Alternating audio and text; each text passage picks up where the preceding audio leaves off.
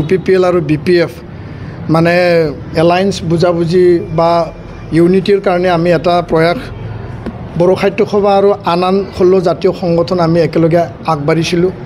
দুইলানি আমাৰ আলোচনা হ'ল আৰু আমি প্ৰমোদ বড়ো ডাঙৰীয়া UPPL সভাপতি, হাগ্ৰামা মহিলাৰী ডাঙৰীয়া BPF সভাপতিক আমি চিঠি প্ৰেৰণ কৰিছিলোঁ যে বেলেগ বেলেগে আমি আলোচনা কৰিব বিচাৰোঁ। আৰু সেই সময়ছোৱাত UPPL দলৰ মুৰব্বী প্ৰমোদ বড়ো ডাঙৰীয়া আৰু মন্ত্ৰী উৰ্খাওগুৰা ব্ৰহ্ম ডাঙৰীয়া আমাৰ লগত আলোচনাত মিলিত হ'ল। আৰু সেই সময়ছোৱাত হাগ্ৰামা মহিলাৰী দলৰ পৰা আমালৈ চিঠি পঠালে, কিন্তু তেওঁলোকে সৰুৰে আমাৰ লগত আলোচনাত নবহিলে বা আলোচনাৰ কাৰণেও কোনো প্ৰতিনিধি তেওঁলোকে নপঠালে। তো এইটো এটা মানে দুখৰ কথা, এটা দুৰ্ভাগ্যজনক মানে পৰিৱেশ বুলি আমি ক'ব বিচাৰোঁ। যিগৰাকী হাগ্ৰামা মহিলাৰী ডাঙৰীয়াই নিজেই মানে বাৰম্বাৰ আমাক আহ্বান জনাইছিল যে এপছুৱে দায়িত্ব লৈ পেলাই তেওঁলোকে নিজৰ কাম সম্পন্ন কৰা নাই বা প্ৰমোদ বড়ো ডাঙৰীয়া আৰু মোৰ লগত আলোচনাত বহা ব্যৱস্থা কৰা নাই। সেই হাগ্ৰামা মহিলাৰী ডাঙৰীয়া পিছত 16 জাতীয় সংগঠন মানে BTRৰ তেওঁলোকৰ যি মানে মনৰ যি আশা আৰু এটা জাতি আৰু জাতিসত্তা আৰু সমগ্ৰ BTRৰ ছাত্ৰৰ যি এটা আহ্বান, তেওঁ সেই আলোচনাত নবহিল। তো কিয় কাৰণে নবহিল তেওঁ পিছলৈ এই কথাও খোলাকৈ নক'লে আৰু আমি চিঠিও দিছিলোঁ, এই চিঠিৰ আমি ৰিপ্লাইও নাপালোঁ।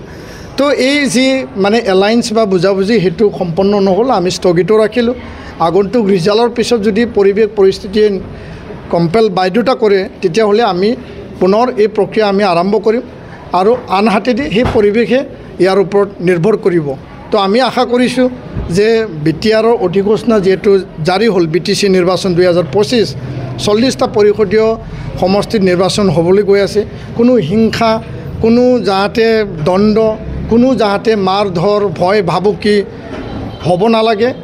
ইলেকশ্যন কমিশ্যনে, ষ্টেট ইলেকশ্যন কমিশ্যনে ফ্ৰী এণ্ড ফেয়াৰ ইয়াত মানে নিৰ্বাচন অনুষ্ঠিত কৰিব লাগে। আইন শৃংখলাজনিত কোনো ঘটনা হ'ব নালাগে, সেই কথাটো আমি আহ্বান জনাইছোঁ। আৰু প্ৰতিটো ৰাজনৈতিক দলে যাতে সীমা চেৰাই পেলাই কোনো যাতে আগবাঢ়ি নাযায়, সেই কথাও আমি নিখিল বড়ো ছাত্ৰ সন্থাৰ পৰা আমি আহ্বান আৰু দাবী ৰাখিছোঁ। 2020 কি ক'ব নাই, কিছু চুক্তিৰ যিবিলাক মূল দফা আছিল যে আমাৰ সীমা মানে সম্প্ৰসাৰণ হ'ব লাগে, 60খন গাঁও অলৰেডি সোমালে। সেই 60খন গাঁৱৰ প্ৰায় 50,000ৰো অধিক ভোটাৰ এইবাৰ BTRৰ ৰৌতা সমষ্টি, ধনশিৰি সমষ্টি আৰু হৰিশিংগা সমষ্টিত তেওঁলোকে ভোটদান কৰিব। যদিও 60টা সমষ্টি হ'ব লাগিছিল, 125 এমেণ্ডমেণ্টটো পাৰ্লিমেণ্টত ৰাজ্যসভাত পেণ্ডিং হৈ আছে, এইটো পাছ কৰিব লাগিছিল, আমাৰ দাবী আছিল। আৰু এইটো কাৰণে আমি গৃহমন্ত্ৰী ডাঙৰীয়াক জুলাই মাহত লগ ধৰিছোঁ, গৃহ সচিবক আগষ্ট দানত লগ ধৰিছোঁ। আমি কৈছোঁ যে অতি সোনকালে এই যি বিল এইটো পাছ কৰিব লাগে। মনচুন ছেশ্যন উকলি গ'ল, এতিয়া আহি আছে ডিচেম্বৰত উইণ্টাৰ ছেশ্যন। তাৰ আগে আগে নিখিল বড়ো ছাত্ৰ সন্থাই এই বিলটো যিকোনো বিনিময়ত পাছ কৰাৰ কাৰণে আমি দাবী জনাই পেলাই গণতান্ত্ৰিক আন্দোলন আমি মানে আৰম্ভ কৰিম বুলি আমি কেন্দ্ৰীয় চৰকাৰক আমি জনাই আহিছোঁ। ইয়াত মানে কোনো বেয়া পোৱাৰ কথা নাই, আমাৰ দাবী, আমাৰ আৱেগ অনুভূতি আমি ৰাখিছোঁ।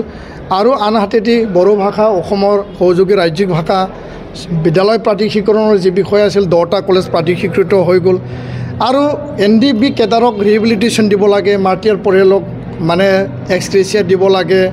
আন যিবিলাক বিষয় আছিল সেই বিষয়সমূহ প্ৰায় নিষ্পত্তি হৈছে।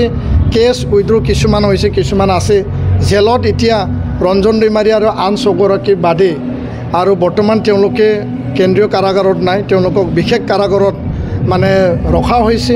তো ইয়াৰ বাদে জেলত এতিয়া চিধাচিধিকৈ মানে যিবিলাক NIA আৰু CBIত আছিল সকলোখিনি প্ৰায় ওলাইছে।